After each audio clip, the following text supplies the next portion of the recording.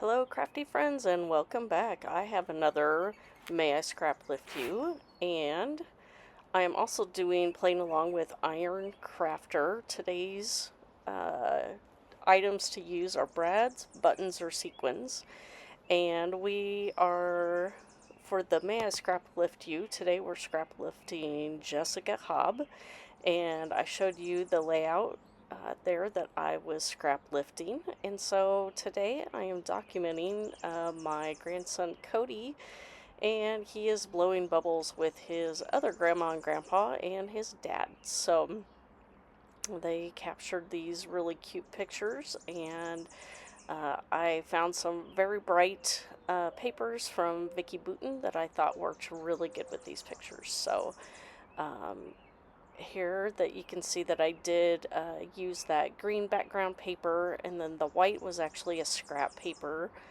from my scrap bin, and I did cut it down to I think probably maybe 11. I think there's about a half inch or quarter inch around the outside, and so now I'm just using some other scraps that I had also from Vicky Boutin, and this was actually one of the branding strips. And since bubbles kind of have that iridescent rainbow-ish colors in it, that I thought that would be a really good accent to go along that border there. So, but then I realized that you weren't going to see very much of it, so you will see here in a little bit that I do trim that border piece down, and then I use it later on in some pocket pages that I share in some close-up pictures here at the end. So the black also from my scrap bin. So I was working on this particular layout as well as the pocket pages at a retreat a couple weeks ago, and so I was really trying to focus on using just bits and pieces from collections to get some of the scraps used up. And so I do tend to keep all of my Vicky Boutin together, at least the ones that were from American Crafts. I haven't decided how I'm going to organize the paper and bits that will be purchased, coming soon, I'm sure, now that she's with 49 and Market. So time will tell how that will come out. But so here I decide that I wanted to put some foam behind each of the pictures that I have here. So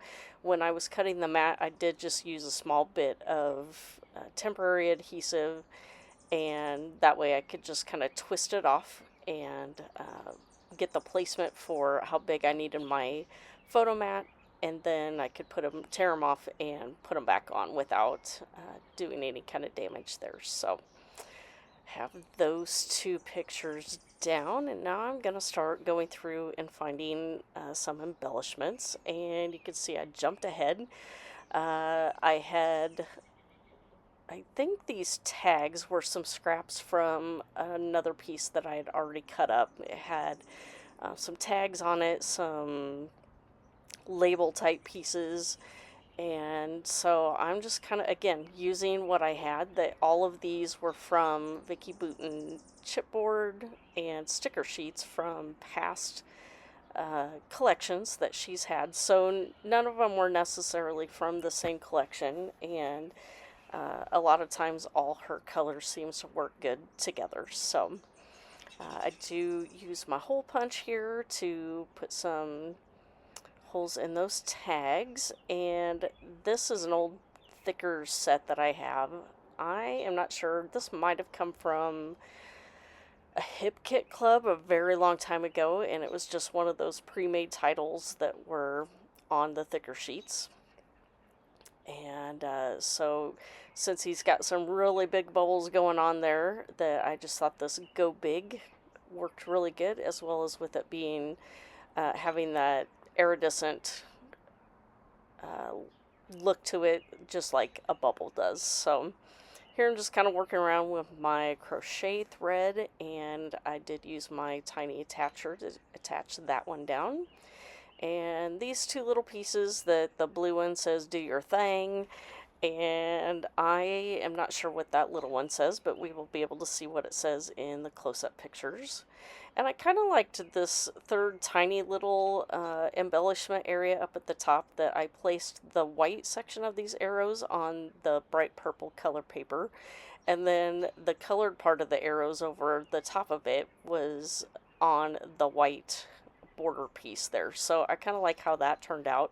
Simple, but effective to help create that visual triangle and help your eye move around from the top to the left to the bottom, uh, to move your eye around the layout there. So here I'm now working on the layering that's going to go up by the photo there. Again, this was another Vicky Booten piece that I just had some leftover sticker sheets that as I was going through my sticker sheets and pulling things off of things that I thought I might use and putting them on those clear acetate, so I could also do what I normally do and just check the placement of everything that I wanted to do. So here I kind of thought I was getting close to being done, and then I remembered that I wanted to add sequins, so this could be included with the Iron Crafter challenge. So you'll see that I kind of hold it up thinking, yeah, okay, I think I'm done. And then I remembered in my stash that I had brought a couple of baggies of sequins. So apparently my camera stopped working when I went to stick those on, but I just used my Nuvo glue to stick those on and just made them look like bubbles coming up off of the page there. So here are the close-up shots. And then I also did a companion pocket page as well with the remaining pictures that I have, and that is these close-up pictures here. And I just used coordinating scraps from the same collection. So thank you for stopping by, and if you wouldn't mind giving me a like, a thumbs up, subscribe if you're not already subscribed here, and we will see you next time. Thanks for stopping by.